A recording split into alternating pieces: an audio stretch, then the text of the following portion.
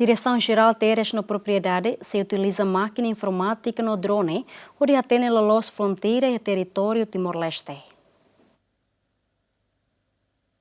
Sexta no Ministério da Justiça liu-se direção terras no propriedades, a cerimônia lançamento do equipamento informática, na utilização do equipamento sucatrai no drone, onde facilita serviço direção terras no propriedade nian, atual o levantamento barai. Ministro da Justiça ateten tinan hirak liuba, governo liu-se direção geral terras no propriedade, no registro cadastrais, halo ona levantamento com a barai, mas be técnico sira, labele halo serviço hodiak, também equipamento sira la suficiente, tanema governo só tem equipamento moderno, né? Atual tem lolos a fronteira e a território Timor-Leste. O equipamento ida né, atual for veracidade, for certeza ida, vai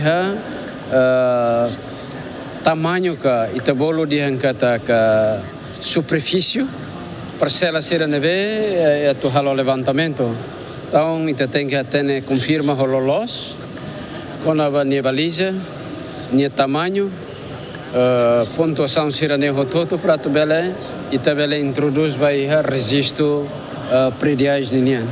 Para vai rua quando ia registro prediais né, bela contribuímos vai a produção documento sirane be e tu atribui tanto vai a direito privado, no mos vai a direito público nian. Lilio vai a direito particular, ta hare vai a certidão siraka ou certificado.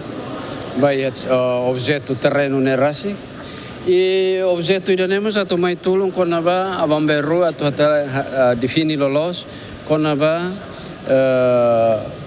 limitação que o fronteiras territorial né entre sucuída e sucuída de halo serviço a moto o ministérios relevantes lhe autoridades municípios no mosuco atau bela até Kari kita halo baliza, né? Sim, limitação.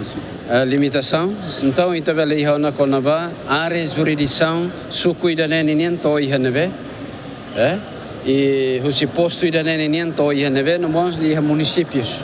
Equipamento informática nebe governo sosa makanesan, laptop, lima nulu, drone, ida, no mos equipamento sukatrai. Foi cerimônia lançamento da máquina informática né, equipa técnico siramos, halo demonstração drone, no máquina sukatrai.